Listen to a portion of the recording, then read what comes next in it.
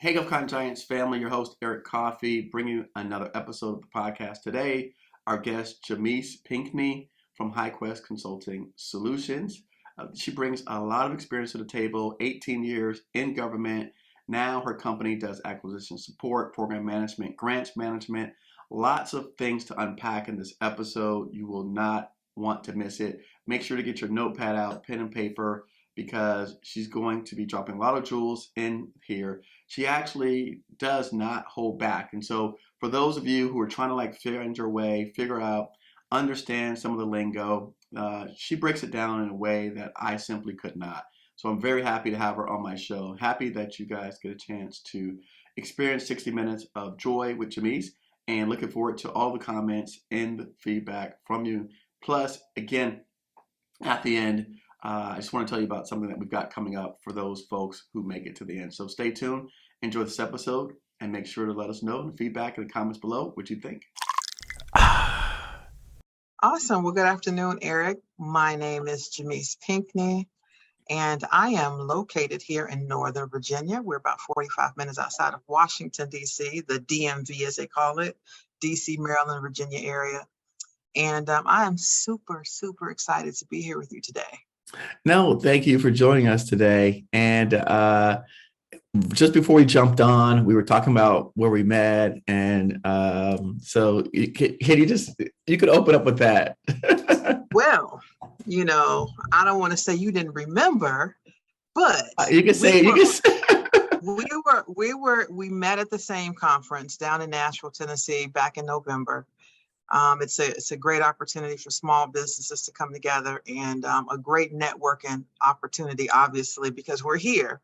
I met you down there in your team, and Maria, one of your right-hand colleagues, she reached out, and Jameece, we really want to, just chat with you a little bit about what you're doing, and so here we are.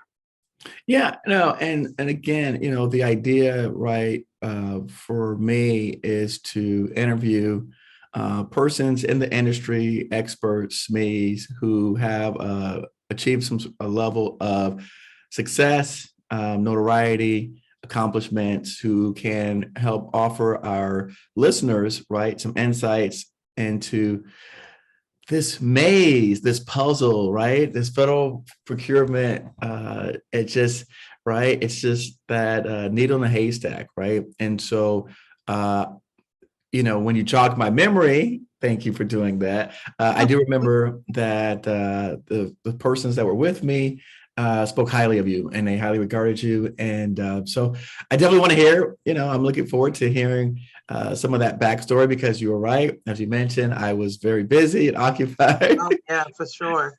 And networking, that's what you were doing. I mean, so, yes. To your credit, it's this is how you've grown, and you've gotten out there and promoted yourself, and then word of mouth and social media.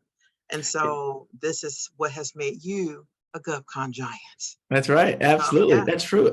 And so I want to do that for you as well, right? And I want to extend that out to other people, because sadly, what I found in my journey was that some of the people that were doing great work, they weren't receiving notoriety.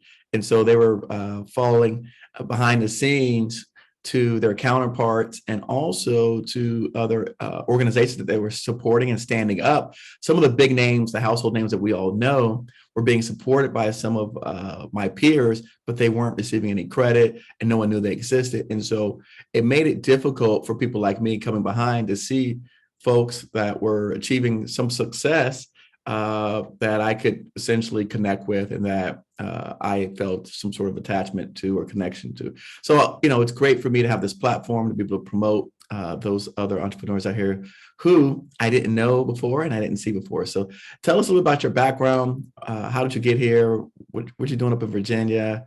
I see you were down in Reston for a little while. Most people know that DMV area, know about Reston. So tell us a little bit about your backstory. Yeah, Reston is kind of like the Mecca on the Virginia side to government. Right. Probably, I can't even put a percentage on it, but the majority, I would say quite a few of government contractors reside in the Reston, Herndon area, just on the outside of the Beltway. as a kind of one of those, they're near DC, but not necessarily in DC. So I spent quite a few years there working for a contractor that I supported. But a little bit about my background. I'm a HBCU graduate, Tennessee State University. All right. Of There we course, go Big Blue Tigers. go. And we just won 2 Grammys. I just want to put that plug in there. So first HBCU. And I'm so proud of my alma mater. I was in the band, and so the band won these awards. So as a fellow aristocrat alum, I'm just so extremely proud. If you're out there, if you listen to this by chance to be Big Blue, go Big Blue. So I came out of TSU with an undergrad in chemistry, and also got my master's from there in education. Chemistry. And, Oof. yeah, Sorry. yeah, right. Oof. Did some work, got a degree from Meharry Medical College as well in medical technology.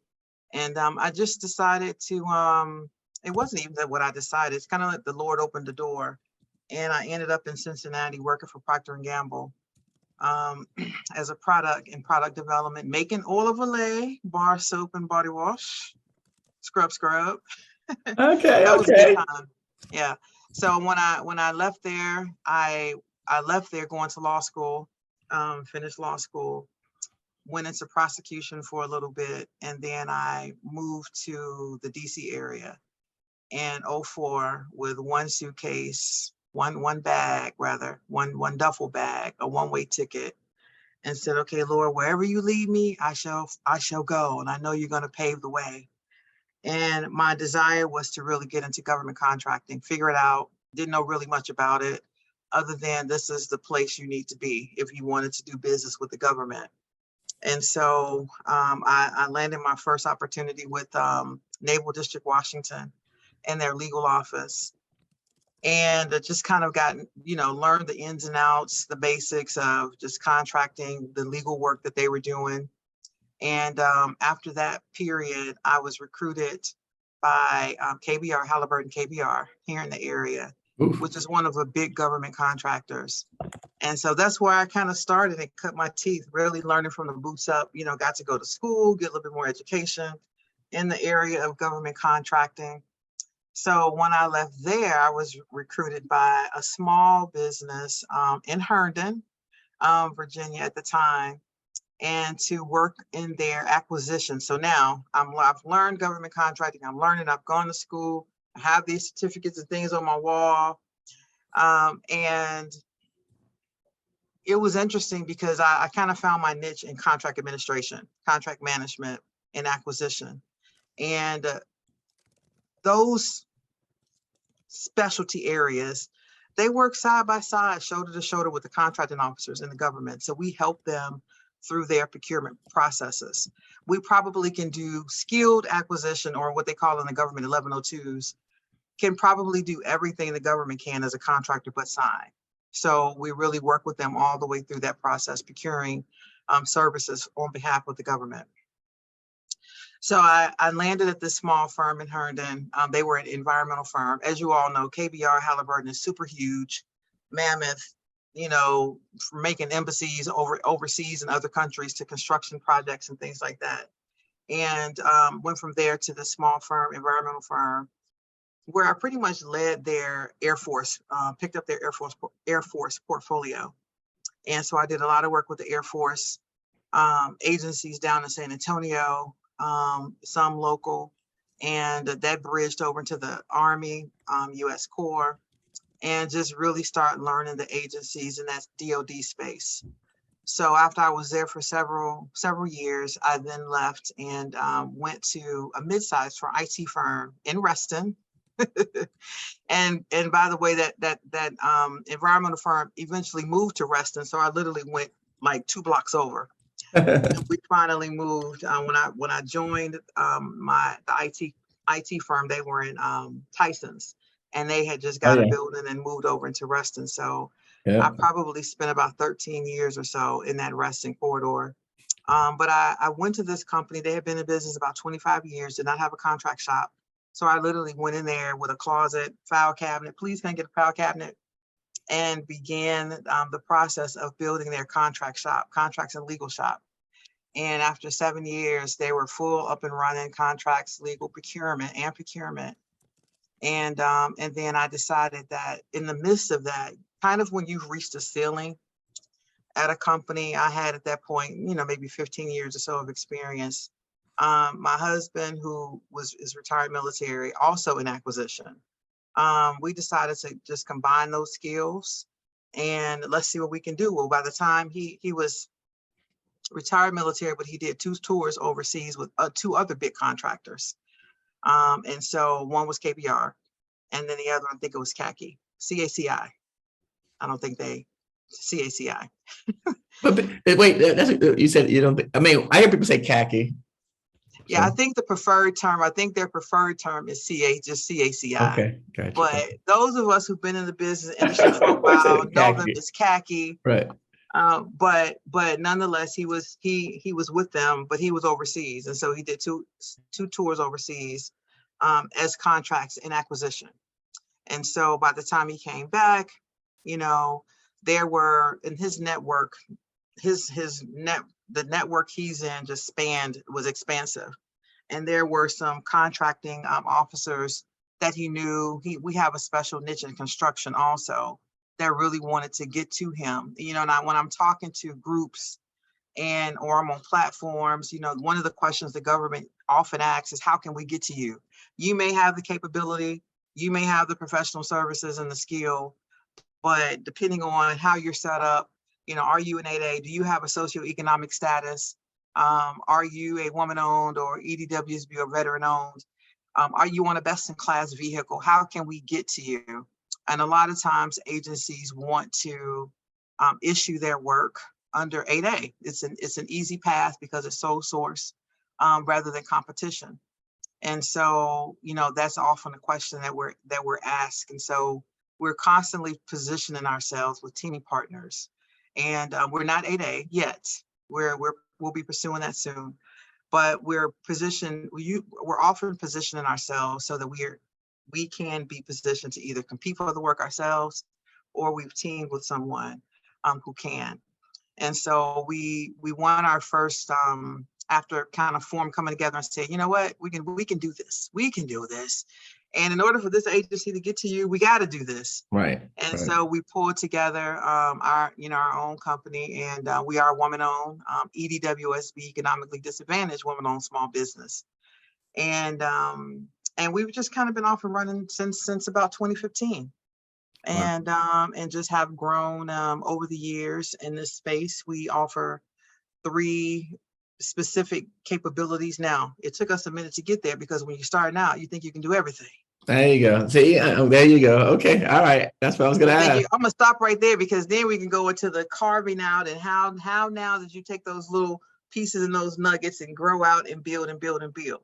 Okay. That gives you the backstory. Okay. So I'm going to stop there and let you plug in. No. I think that's great. I think you already knew where I was headed, right? Mm-hmm. Because clearly, right, you started out, but I want to know what specific areas did you start out with, what areas that you've grown into, and some of the ups and downs of both, right? I'm sure, like you said, we always cast a wide net, and then we pull it in after we learn, okay, that's a lot of stuff to go after. I need all those shiny things dangling. And the thing that's at the forefront of your mind is, I can do it because I need to get revenue. I need to get past performance. I just need to do it. And we can figure it out. We can bring somebody on board with that skill set. Oh, let me look at my resume and see if I have that skill set, and you start putting your resources into these RFIs, these RFPs that you have when you're in the beginning stages, it's just so much you don't know. And a lot of things you don't know until you get plugged in and then you get kicked back. You're kind of wondering where all this rejection is coming from. But these are the kind of the road to hard knocks. I do a teaching on, it's better me than you. So yeah, you see how your head just kind of went to the sky there? Tell me more. Yeah, the sky went there. You went to the sky. Well, it's better that I have gone through these road of hard knocks than you, because now I can teach you and I can help you overcome some of these obstacles as a new government contractor or aspiring government contractor. So I share these nuggets and things on these are things you don't do, right? To help save you some time, save you some money, save your resources for the pertinent things so that you can move forward. And this is definitely one of those lessons.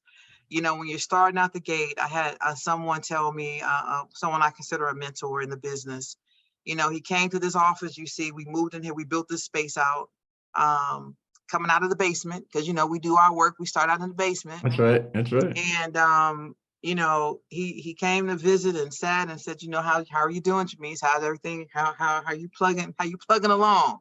I said, we're getting there, and, we're moving in and trying to get settled. And, I said, but I've gone after so many things, and, we just keep getting no, and in government contracting and in law, you're always trying to get to yes, not no. Right. Uh-huh. And he said, let me tell you something, all these things you're going after, you just need to stop, because they're like little red herrings. They're little shiny things. And just naturally, we like things that glitter and it's gold, that look like gold. But you need to stick to what you know. And he said, tell me what that is. What is your core capability? And I said, it's providing acquisition support. I mean, that is what we know like the back of our hands, right? So he said, that's what you put a ring on. I'm saying that. That's what you put a ring on. You put it on those things that you know. And when I stopped and finally figured out that single piece, it just changed the trajectory of my strategic plan going forward. And then we got on this road of winning. So my encouragement to those out there that, it's great to feel as though you can do so much and you can grow into these other spaces. And I had about, 25 things on my capability statement, and knowing good and well that I really could, it looked good, right? Oh my gosh, she can do all those things, but I don't have any quals. Right. I don't have any past performance to really back it up. I'm just kind of going out there because it feels like it looks good and I can do it. And if someone sees that, they're going to want to bring me on board. But I quickly, after a couple of years, redesigned and redefined what my capabilities really are and have been sticking to those. And now we're starting to grow into those other areas by virtue of the work that we've been picking up. So my three core capability areas are providing acquisition, support, and advisory services, program management and technical services, and then some information and technology solutions. Mission support services is what we offer. And so we have work in a number of different agencies across DoD and civilian. And so yeah, we're making it do what it do. I love that. It's one of those things that it's definitely easier to say than to do.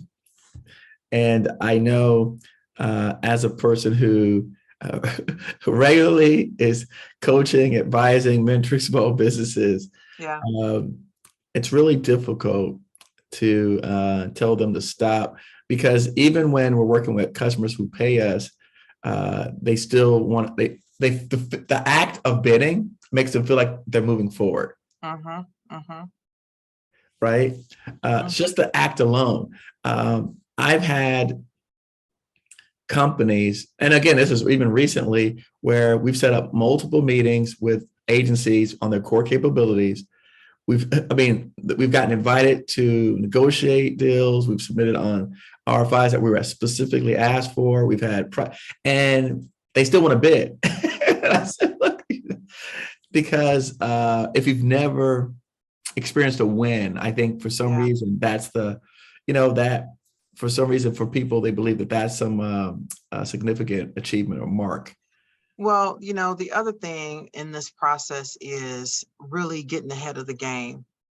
It is rare now. Now, in the beginning, not so much, because this is kind of how I learned what not to do. But you really have to get in front of this capture process. I mean, you really do.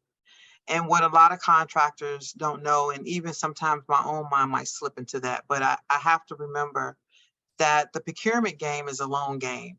Right. And you have to start with the forecast. Mm-hmm. You really, really, strategically, you need to start with the forecast.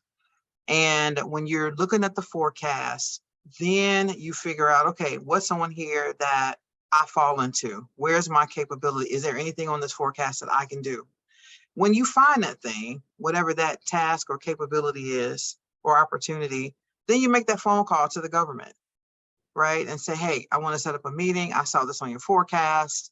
These are, let's talk about how I can get plugged in.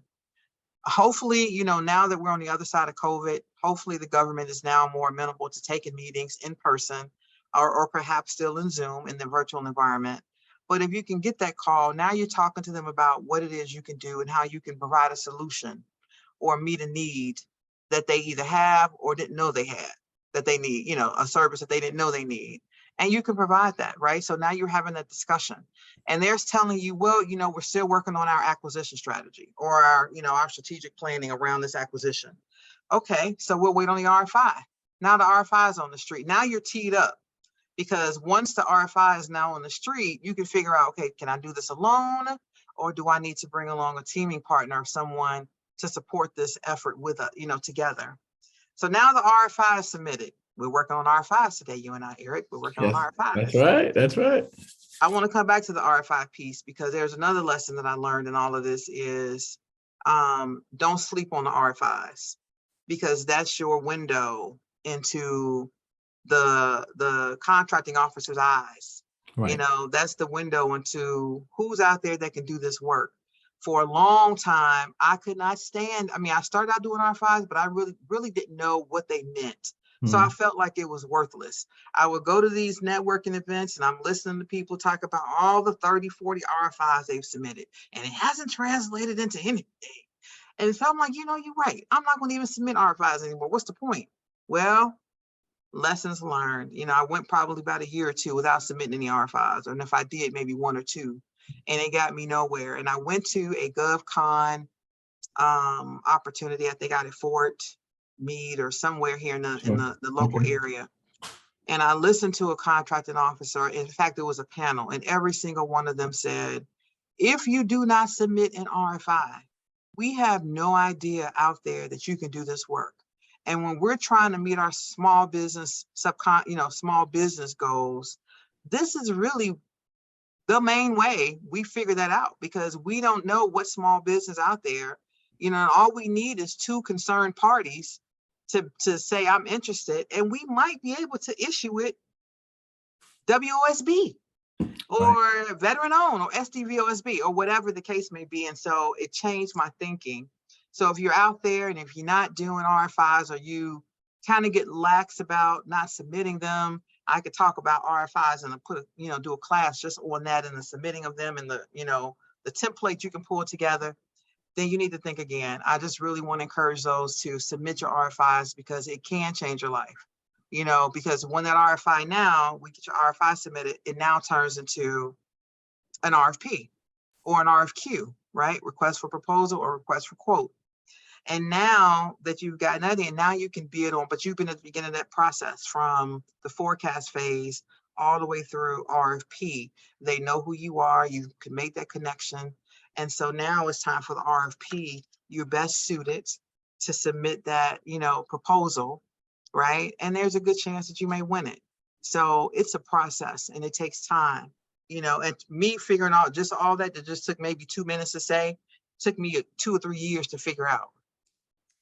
And I appreciate that comment. I often, and particularly, I can think of NASA. Whenever I sit on a NASA industry day event like Zoom, they stress RFIs, and they get to the point to where they're saying, if and I've heard this. I had a person on my podcast that came to me. He was a contracting officer. He had an unlimited warrant. And he says, if you don't respond to my RFIs, I'm not calling you back. He said, because you're not helping me. Now, again, I don't know if this is legal or illegal. I don't know if this is personal opinion, but that's what he said to me was that this is the way that I have to do my job in determining small businesses. And if you aren't helping me to do my job, then why would you expect me to take your call and you're not even respond to my RFIs, who's helping me to better do my job and making sure that these programs are being met and these requirements are being satisfied, right? Because that was his job, was to meet those goals. And guess what? To that point, sometimes contracting officers will only send an RFP or an RFQ to those who responded to the RFI. That's right. I want a piece of work because we responded to an RFI. We happen to be DWSB. They issued it as EDWSB, found out there was only a limited number of people who he sent that RFP to because they responded to the RFI. And ultimately, we ended up winning that. It was a small job, but you know what? We won it. I've had the same thing happen to me. Yeah, it makes a difference. So that extra level of diligence to get those RFIs in really do make a difference. Okay, now I do know that on my show, YouTube, I've beat people up about RFIs, but here is on the podcast. Can you just, because maybe they don't know what RFI is, can we just talk a little bit about that, maybe a couple minutes? Because we are using acronyms and words that maybe if someone's just coming onto the show and it's the first time they're listening, I want to get scale back a little bit. That's it. So RFIs, request for information. The request for information. So this is where the government contracting officers will send out, it's their market research. So they're going to issue what's called an RFI, their market research, to try to find companies or companies of concern that can do a particular body of work. So I often look for the RFIs in the acquisition space. So if there's contracting officers wondering whether or not, we have some acquisition work that we would like to bring a contractor on to do, and they're going to put it out. Now, the other part of putting it out is putting it out where, right? So sam.gov is your one-stop shop for, well, it's not a one-stop shop, but it's one-stop shop in a sense that procurement's $25,000 and over. If the government is pursuing procurements $25,000 and over, they will tend to put that procurement or opportunity out on sam.gov, sam.gov. If the opportunity happens to be one that they want to put on a best-in-class vehicle, then it's going to be put out on one of those vehicles. For example, GSA. For those that hold professional services schedules, you may see opportunities come out, RFIs or RFPs and RFQs come out on your GSA schedule. I'm a GSA holder. I have the professional services schedule, PSS. And so I see a great deal of RFIs and opportunities coming out on that schedule that fall within my NAICS. Do we need to define what NAICS? No, it's okay. The NAICS code. I think everyone knows what the NAICS Everybody knows what that is. They better know what that is. Yeah, if you don't know what that is, go back and listen to 22 of my episodes. You got to go back to 101. I mean, really super basic 101. But yeah, so whatever falls up under your NAICS code, you should be able to see those opportunities, or whatever that schedule, OASIS, whatever GSA schedule you may have, you will see those specific opportunities come out, which is why it's important to look at the forecast, and figure out, because sometimes they will note it. It may come out on an HCAT vehicle. It may come out on GSA. It may come out on OASIS. It may come out on FAA EFAS contract. It just depends. But if you're not on a particular contract vehicle, you can certainly look for opportunities that are just generally in the public, would be considered full and open. Some they may designate it as small business. They will come out on sam.gov, and you can look for those RFIs there. Love it. I love it. I love it. I love it. I love it. And sticking with the same theme of things that you learn after the fact, what other things did you learn after, you kind of hit your head and, a couple times you say, okay, this is not working? Well, when you're in business, when you're in business for yourself, there's a lot that comes with that. You can't really just wake up and say, oh, you know what, I'm going to start a business today. I'm going to go hire some staff, I'm going to get some work, and we're just going to go kumbaya down the road.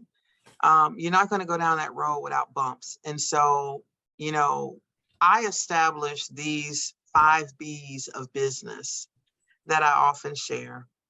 I do a class on these two to get more in depth, but I will give you the high level. And I think it was COVID. Having gone through COVID is what really kind of, I think all companies, commercial and federal government, we just all went through a shakeup because COVID forced us to kind of pivot in how we do business, right? Government wasn't sure whether or not we can still have folks coming on site. We had to change the work environment and how all that kind of played out. Can we still be effective? Can contractors still be effective? Can we still do our jobs? Are we going to still have some work to do? So all of that. And so part of that rush through COVID, I was inspired to do two things. One is establish what we call here logo to market. I started getting phone calls from people, Jameece, I want to go into business. I'm an entrepreneur. I've seen you do it.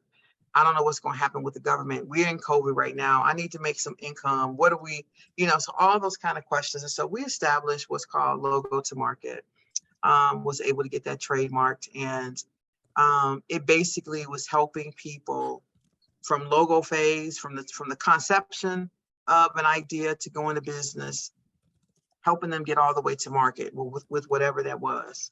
If you're already past the, beginning stages of starting the business and you're midstream, how can we help you get to that next level? So it was a lot of that. And out of that, I developed these 5 Bs of business. And those are, get ready, get your pen and paper out. Number one, drum roll, please. And I happen to have my TSU pom-poms here. Hey, I'm taking notes. Don't worry. I'm taking notes on my screen. I'm not texting. I'm here taking notes. Yeah. So the 5 B's of business that has worked for me and what I've shared with others are: 1, believing in your business, believing in what you've set out. Something inside of you said, you know what, I can do this. I have something to give. I have services to share. I have a talent. I have a passion. It's not what I've been doing. I want to do something else, whether you're leaving out of a job, whatever it is, you got to believe in it. And if you don't believe in your business, no one else will. And so I've taken that to heart, even for myself. Sometimes people, when we started out, you working out of your basement, people might not take you too seriously. Not that we weren't serious. We were a legitimate business, but, just things as small as that to really trying to sell yourself, right?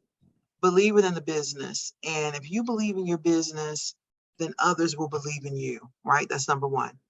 Number 2 goes to the building of your business. So there's a lot of folks out there that say I'm in business, but they're not legitimately set up. That goes from the legalities of getting yourself registered with the state, getting your LLC or corporation status, all the way to just the foundational things of getting yourself in order, right? Building a strong foundation so that your business can stand long term. And then I go into all of all of those elements. The 3rd B is branding. You and I, Eric, talked about that, social media. Yeah. But the branding of your business, that goes from developing a capability statement, right? So you have a capability statement, something that you have on your website, you have social media, whatever, from your colors to, all those things that can really help you set yourself apart. But the branding of your business, the strategies that you use to get yourself out there, right, is number 3.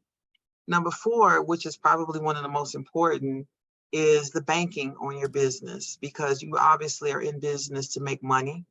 So making sure that you have a strategic plan in place that's going to yield you a profit.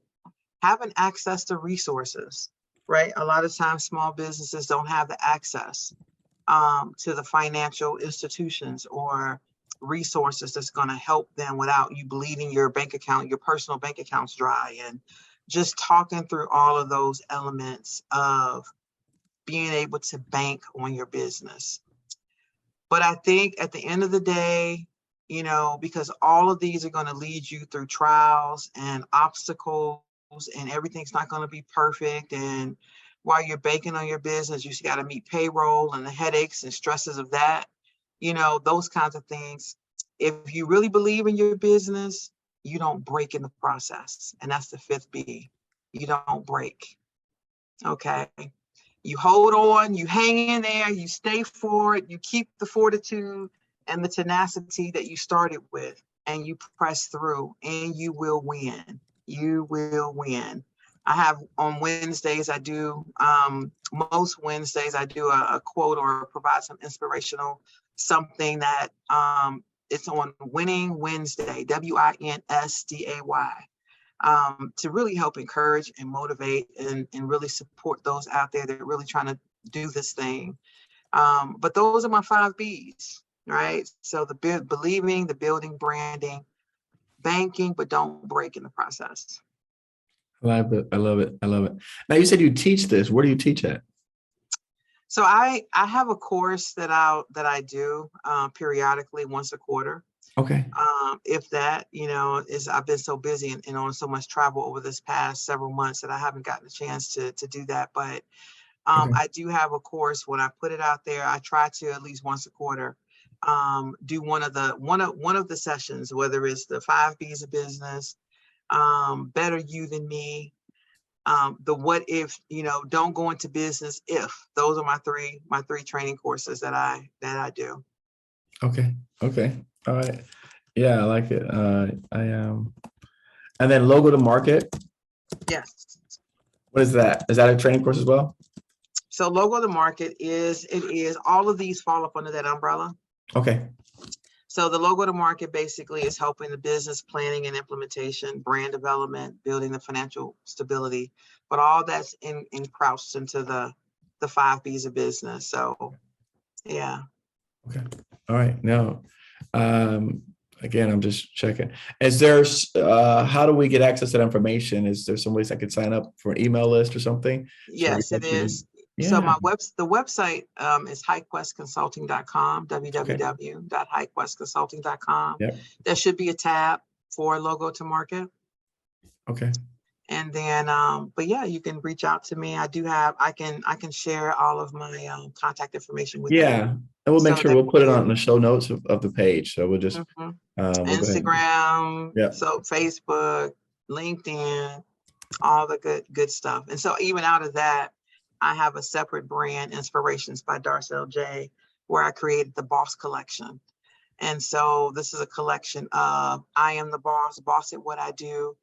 And so there are a lot of good things out there that folks may want, teas and mugs and, just to have a good time promoting our professions. I have my professions collection. So I'm boss at what I do, educator, lawyer, doctor, musician, whatever. I think I have most professions out there. So you can go out there and get your tea and get your mug, and it's a good time. What's the website name again? The website for that is businessbosscollection.com. www.businessbosscollection.com. All right. Found it. Got it. Okay. All right. And yes, at HyQuest Consulting, there is logo to market. It's right there on one of the tabs. Mm-hmm. So I have Perfect. it.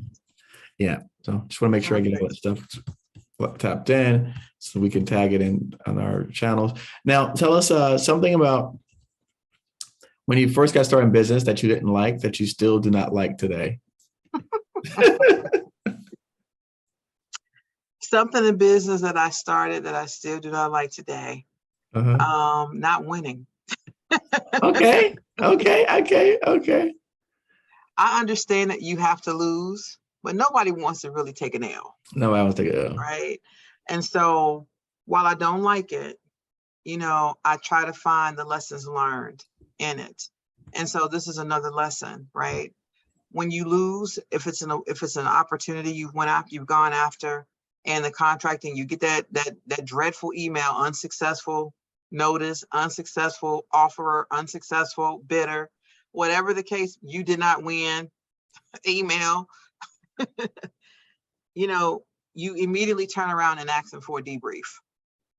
And so this is something that I also often share with businesses and small businesses. Ask them what you did wrong. What happened? Why didn't you win? And that's called a debrief. And you have 3 days typically when you get your unsuccessful notice to reply and request a debrief. So either the government is going to oblige you by you can ask for an in-person, or you can ask for a written debrief, unless they automatically, you have some contracting officers that will automatically just give you a debrief that is typically written. But you can certainly ask for that. You have a right to do that. It's in the FAR that you can request a debrief after you lose an award. And what that debrief should do is help you understand where you went wrong so that you can improve on the next opportunity. So yeah, from the beginning till today, I don't like the L letters, the L email. So, but who does, right? That's a good one. That's a good one. A different question. How much do you believe that your formal education versus self-education helped you in becoming a government contractor? Because you have a lot of degrees. I'm an engineer, but chemistry, oh, that's rough. Yeah, it is rough. So I think it's the culmination of just experience. I certainly encourage education. I believe that you should, it really helps elevate you. The formal education, the experience is more than just going into a classroom. It's the experience of discipline and getting up and being diligent and learning, right? So I think even though my work was in chemistry, a lot of the technical, and so I was as like engineering, you get the map and you're chemical, you got this, the formula is this and it's supposed to work.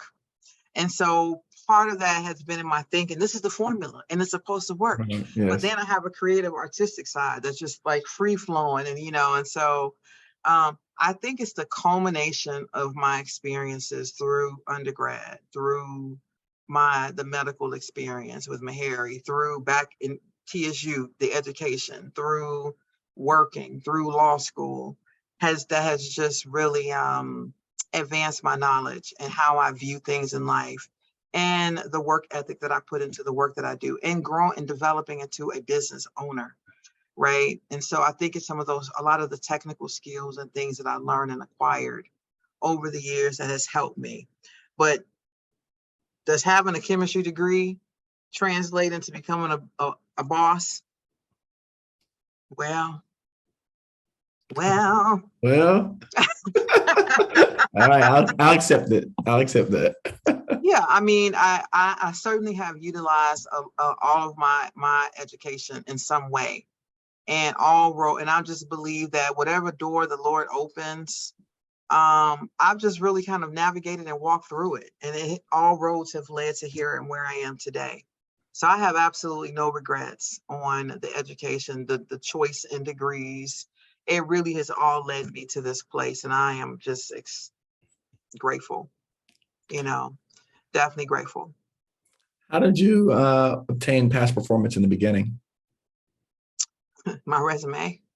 Okay. I use my resume. So you have to, in the beginning, because that's a big question. And when I'm sitting on a lot of these, like you say, industry days, and I was just on one for DHA, right? And I can see some in the chat, past performance. How am I able to gain past performance? When you're new and starting out, it is a challenge. But you have experience. You kind of have to get creative. You bring something to the table. So all of the work that you've done, depending on what you're an engineer. So all of the past work that you've done for companies, you can develop that as you're starting out, right? And utilize that, as a part of your submission when you're going after, you're trying to become a software engineer, or whatever that capability is. You start there, and then you land that job, and then now I can add to that, and so now this agency becomes my past performance. You are your own past performance kind of starting out, especially if you're a single solo entrepreneur or business owner. And until you start bringing people on that adds to that past performance, or win that first piece of work from an agency or a prime, because a lot of small businesses like myself started out as a subcontractor, right? And then you're working as a subcontractor, you're building, and then now you're placing yourself in a position to become a prime. And so, and I say it took me maybe It took us maybe 4 years or so before we got our first prime contract. But we were a subcontractor for the majority of our work when we started out. Oh, it's interesting. Mhm. Did you ever have to do any type of creative financing to finance your projects? How were you able to finance those projects in the beginning? No, we had low overhead.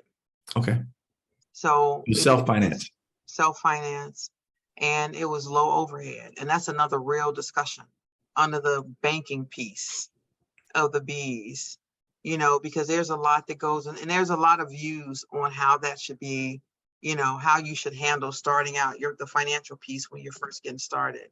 But I think it's just specific to your circumstance, right? We were in a position where we had low overhead, right? So we started out, like I said, in the basement. And so we didn't have the rent of, a space to pay.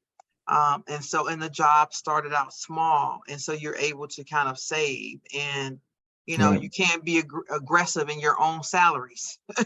you gotta pace it out. It might be some time where you're not getting paid, in order to save, because now you're bringing people on board and staff. And so your priority becomes your greatest commodity. And those are your employees and your staff, and they become the priority.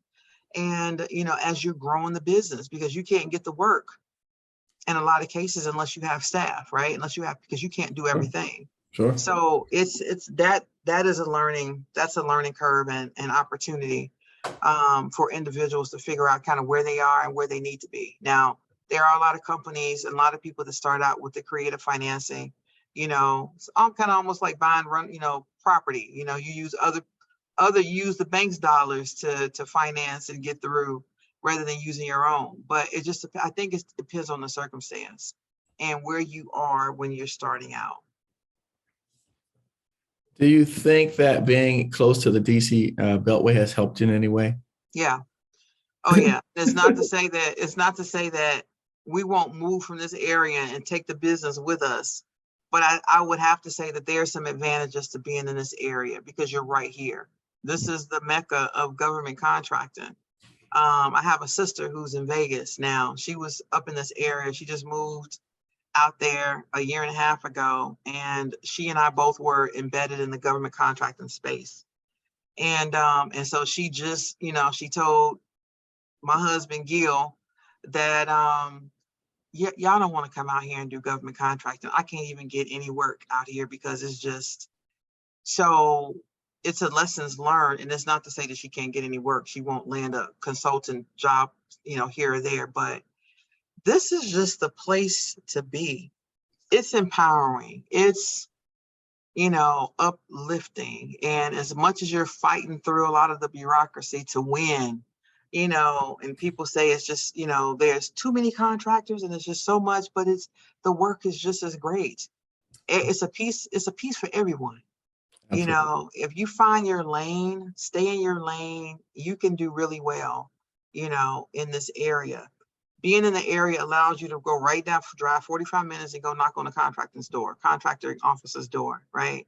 You can't do that from Scottsdale, Arizona Mm-mm. or Memphis, Tennessee. Mm-mm. Being in the area, I think it does have its advantages. But there are plenty of companies who are outside of this area that are doing well, but I think that building those relationships, and I tell this to people all the time, the relationships is the currency to doing good business and doing well in government contracting, relationships.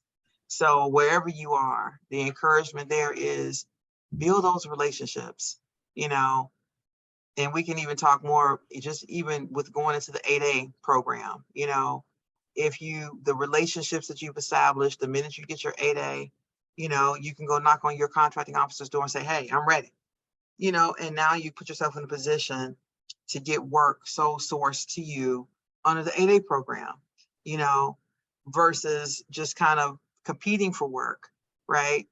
And it's a chance. You're just kind of taking it because you're competing with 5 or 6, maybe 10 other contractors, and you may win. So positioning yourself to get into the 8A program, so that you can go after that work. But a lot of it is based on relationships. I have friends in the industry who got their 8A and did nothing with it, which is baffling to me. Wow. But they didn't have they didn't have relationships, right? And they weren't aggressive about building those relationships. And you don't want to go get your 8A and have it, and you haven't established any relationships in a year, and you lose your first year or two because people don't know you, agencies don't know you, you haven't put your, you haven't reached out based on any forecasts or RFIs or opportunities in the beginning, right? So that's a whole nother class, Eric. That's a whole nother class. We'll have to come back and talk about that. But yeah, I think it does have advantages to being right here, in the area, because you can't just run down across the Beltway and you're in DC at the agency's door.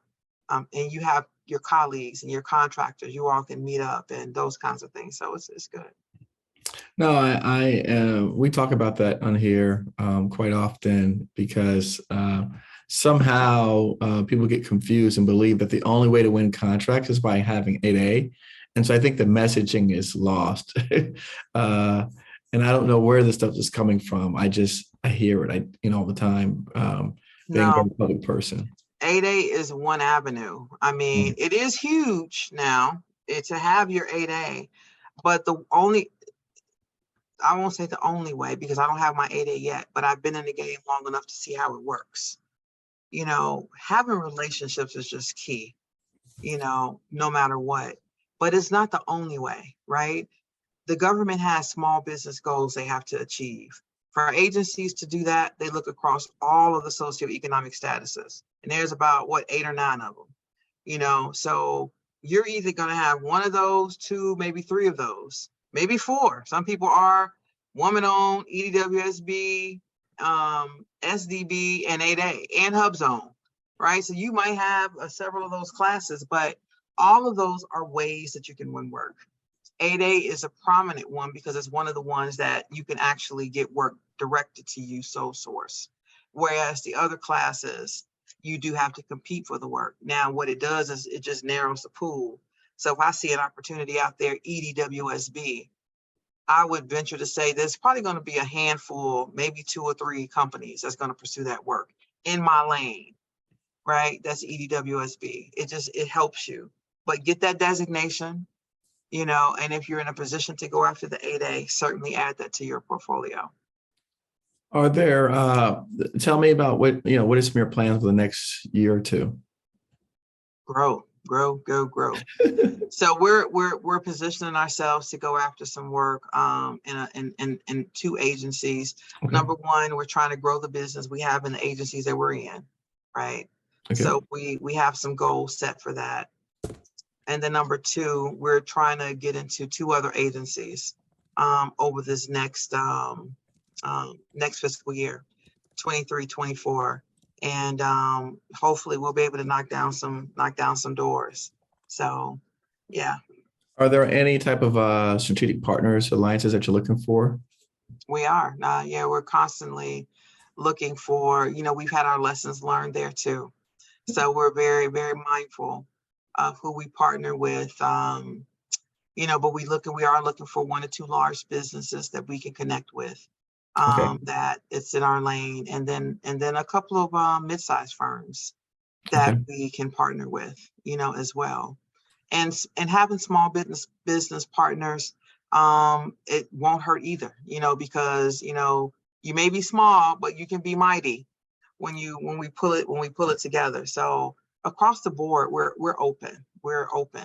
Again, our capabilities are in the acquisition space, primarily mission support, and then program management and technical services. So those are somewhat broad areas, but it is specialized in the sense that we do have a niche in acquisition, and even more specialized in the area of construction, A&E. Oh, I didn't know that. I know you said construction, A&E. Yeah. Interesting. Mm-hmm. Yeah, we could talk about that another time. My area is construction, right? So that's the area that's my swim lane is construction. Okay. We have some fairly large partners that we support. We actually have partners of all sizes that we support. But we do have a large part that comes to mind that we support, where we were looking at something and we were struggling to find the right A&E partner because there were some past performance requirements at a minimum they had to meet. So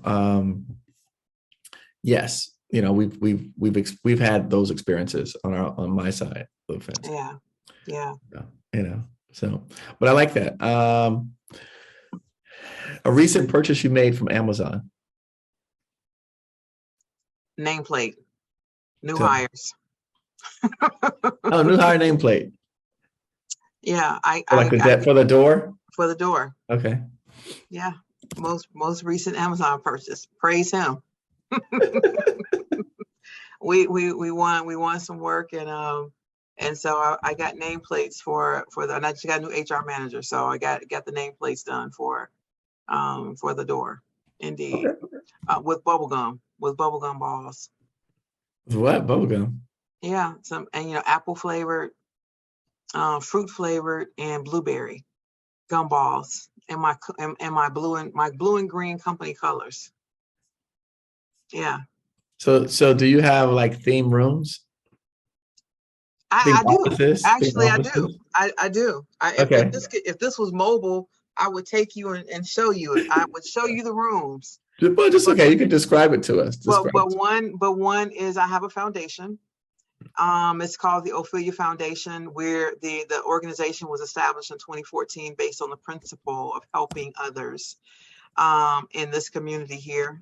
We're in primarily Prince William County in Northern Virginia, and so between Prince William County, Fairfax County, and the local surrounding counties, we help students go back to school and stay in school. So from reading retention and supplies and things like that. So the Ophelia Foundation, and that's opheliafoundation.org, opheliafoundation.org. One of the rooms is dedicated to the foundation. So it also doubles as small meeting conference room and break room. And then my main conference room is dedicated to HyQuest Hope. And that's also on the website, HyQuest Consulting, HyQuest Hope, which is our philanthropic arm of the company, where we allow our staff to commit some time to their favorite charity, and we give them hours to do that.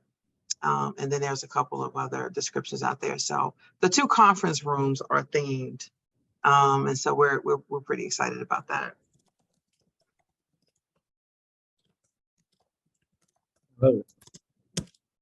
I like it. Are there any books or quotes that you operate by based on all of your years of experience you talked about you've had from your collegiate times to your government contract training times at George Mason University, right? Are there any things that come to mind that maybe you tell people all the time in your offices, or maybe you tell family members or some of the people in your training classes? Yes, there is. Okay. One of my favorite quotes is by Maya Angelou, and it's simply paraphrased. People may forget what you say to them. People may forget what you do for them, but they will never forget how you make them feel. And I live by that principle because my goal, my company's tag is your vision, our mission. Your vision, our mission. And I think just as a president and CEO of a company, I belong to a sorority, Delta Sigma Theta sorority, the immediate past president of my chapter. And, this is what I would tell the chapter members and young women that I encounter and the mentees that I have and the staff and anyone who knows me. I have a JameecePinckney.com is right there on the mainframe, is this statement. And because I believe that is how you make people feel in your daily walk, as you're walking in your purpose, as you're trying to realize your own vision. So much so that I coined, the mantra, our vision, your vision, our mission, because it's whatever you want to have accomplished. It is my pleasure, as Chick-fil-A would say, it is my pleasure to bring that to fruition. And this is what I tell our clients. Our goal is to help you achieve your mission success. And I think that has garnered us great support. And we've done well just kind of living by that principle. So I would say that would be one of the number one things that I live by. I came out with a book last year. I was a part of a collaboration, Ignite Your Wisdom, that launched and went bestseller in 7 countries last May. And I share that as a part of my story, kind of as how we got started and we progressed. And so, yeah, I'm pretty excited about that, and just kind of how we live by and operate under that umbrella. Is how you make someone feel. I like that. I like it. All right, and with that, go ahead and close us out. Well, again, Eric, I really appreciate this time today. This is a great opportunity. I'm often, called upon to just kind of share the story, how I got started, those nuggets that I think what I can impart to help someone else out there, maybe figure out their purpose, or maybe, understand or try to figure out, is this the lane I want to go down in government contracting or just becoming an entrepreneur? I can be reached by the social media handles that you put out there. Feel free to reach out, email, social media, DM me, inbox. I am touchable, even though I have folks that, that work right alongside me, but I am touchable and I like to respond. And I'm just here for people's success. You get to a certain point and, after I turned 50, I felt like, the sky is just, I got a lot to say. Mm-hmm. And so I have just spent this last couple of years just really, really sharing on various platforms. I was most recently a part of a federal contracting panel. And, I told them, don't give me the mic, y'all, because I can talk about this all day and all night. But I just want to close out by saying thank you. And if there's an opportunity to share on other topics or just further expand on this, I'm here. Just let me know. I'm sure, I'm hopeful that, those that are listening to this in your community have gained a nugget or two they can take away. Absolutely. And thank you first and foremost for being here. Like I said, we appreciate interviewing persons who are actually living it, experiencing it, going through it, because for me, I do believe that those experiences teach you more than the schooling does. That's just my personal opinion. But nevertheless, you've got to, again, like I said, walk in the fire. You got to jump in. You have to start because, again, all the theories, all the papers, the business plans and stuff are great. Right. But like I said, what Mike Tyson said, nothing prepares you for getting punched in the face. So that's what I think we all have to kind of go through. And I love the chance talking with entrepreneurs and fellow business persons, particularly in the space that I have gone to build my life's work after. So this is always a pleasure for me. It's always fun meeting people and particularly reconnecting with folks that I've met that maybe, I was a little bit busier and distracted at the time when we met. So, That's okay. You were networking. I was networking. I do want to get a plug in. It is March, is Women's Her Story Month, and it's Sisterhood Month. So all the women out there, shout out to you for being great. Keep being you and being the best version of yourself. You are a boss. I love it. Listen, thank you so much. I know we both got some work we got to get done, so I'm gonna be respectful for our time. I think the audience got enough nuggets out of this episode, and like you said, we definitely have a lot more to cover. Definitely a lot more topics to cover. So with that, everyone, we'll see you. If you want to, make sure to follow her on LinkedIn. And if you have any questions about her, make sure to message her. Do not, I'm going to say this because people tend to be a little bit impatient. Please be patient. We're not always checking our messages. So if it takes a week or two, don't be like, well, I sent her, I didn't get it. Look, just be patient, okay? Because we're all human. We have life events happening on top of our businesses, on top of family. So just be patient with us if we don't get back to you right away. All right. And with that said, thank you everyone for joining Go us Big today. Blue. All right, welcome back for all of you who made it to the end, or you just scrolled right through and got here. That's fine. Listen, again, you're here. Welcome. Thanks for watching. Thanks for getting to the end. I hope that you enjoyed the video with Jameece.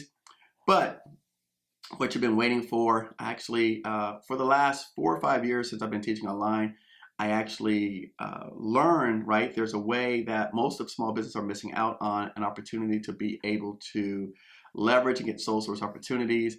And so we put together a package that includes a template on how to put yourself in a position to start winning those sole source opportunities. Head over to freebidtemplates.com. You'll find the link there where I actually put together a package which includes a template that we created, and it's been used by hundreds of my students, right? So this is not, we're not practicing on anyone.